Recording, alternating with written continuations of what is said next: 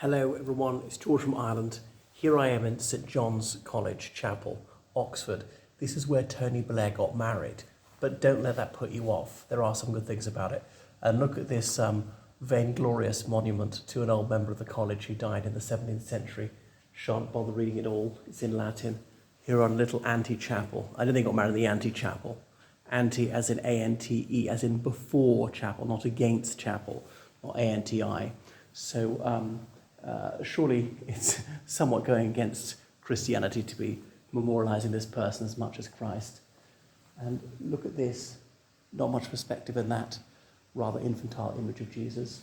And they've got some fine stained glass windows there. One on the left to William Laud, Archbishop of Canterbury, under Charles I, later executed for treason and heresy, partly on the basis of the porch he had built on St Mary's, the Virgin, the University Church here in Oxford, said that it was a popish style because he believed in Arminianism, worshipped the Lord in the beauty of holiness, as in the Psalms, bringing back Catholic traditions within the Church of England. Richard Bailey, don't know who he is. William Juxon, chaplain to King Charles I, who ministered to him right before he met his doom, and indeed was allowed to retire to the countryside, brought back into favour the restoration of the monarchy in 1660. Okay, so various memorials. Look at the draped urn, a standard of 17th and 18th century funerary sculpture. Although the cloth is not actually on the urn, it's here, it's suspended above it, as it were, as though that contained the ashes, even though cremation was highly unusual to the 20th century. It's just borrowing from Roman funerary sculpture, and so on. Various memorials here to distinguish sons of this house. And then if you look at the ceiling, so often it's worth looking at the ceiling in Oxford. How about that? You get to see up my nostrils at the same time, you lucky ducks.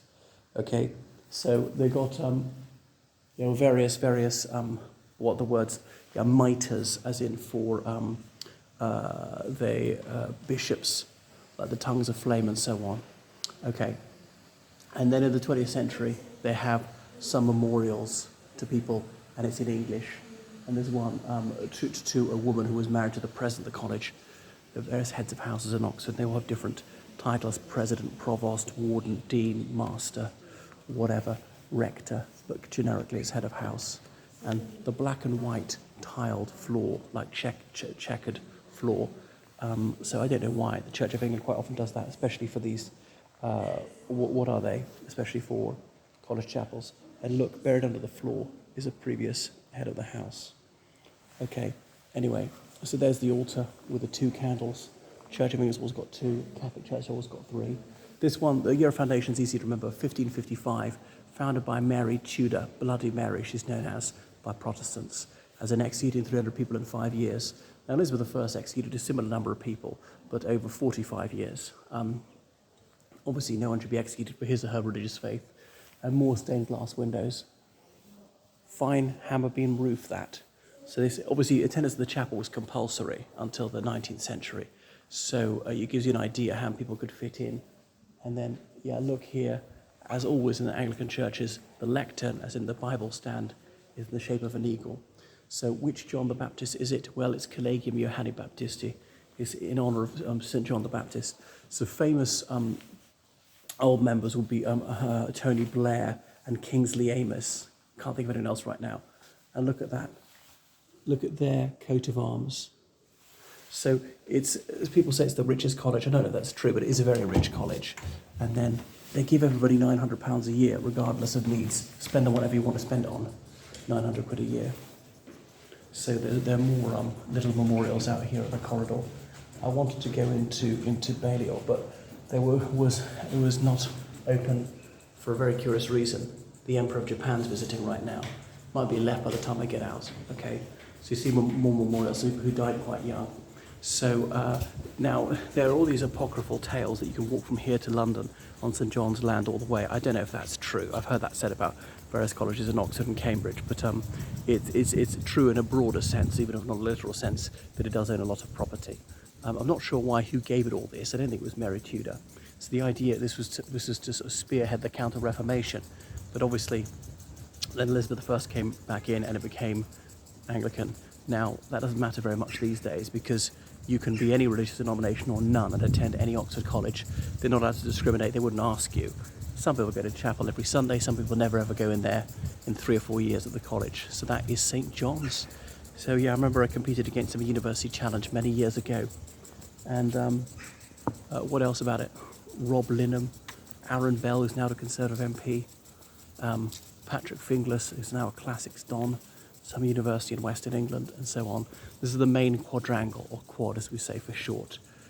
Anything else you should know about here? Well, Andrew Smith, who was the Labour MP for East Oxford for many years, he attended this college, overlapped with Tony Blair.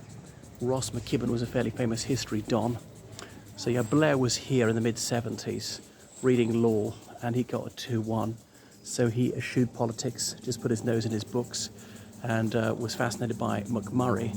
McMurray was a philosopher. They dropped in on him in Edinburgh one time. McMurray died a few years later.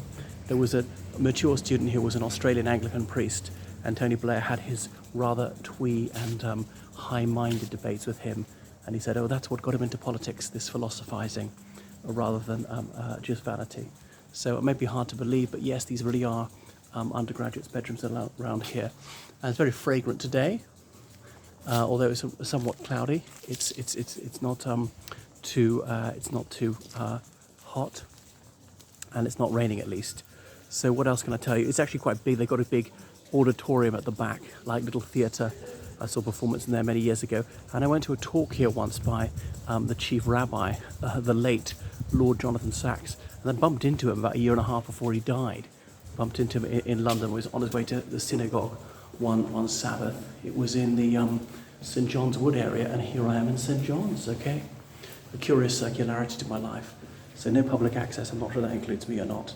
Anyway, so that's a little bit of here. Oh yeah. Saint Edmund Campion here was a Catholic saint, was indeed a fellow, like a don of the college, tutoring here. So you got some sort of idea of the dimensions of it, and they're these fairly horrid 20th century buildings. Then they own some property off the main site, some houses converted into undergraduate accommodation. So the battels are quite low, as in the bills they charge you for your meals and so on, because they can afford to subsidise them. What else might you want to know about St. John's? I mentioned Kingsley Amis, the widely appreciated novelist, author of One Fat Englishman, and he was here during the Second World War. There must be more luminaries who attended St. John's, but I can't think of who they are right now. So very, very difficult to get into, precisely because it's famous and it's so wealthy, so there are financial advantages to attending this one. Right, that's it. Thank you so much for watching my channel. Make sure you subscribe on Patreon, donate on PayPal, and come and study at St. John's. Goodbye, everyone.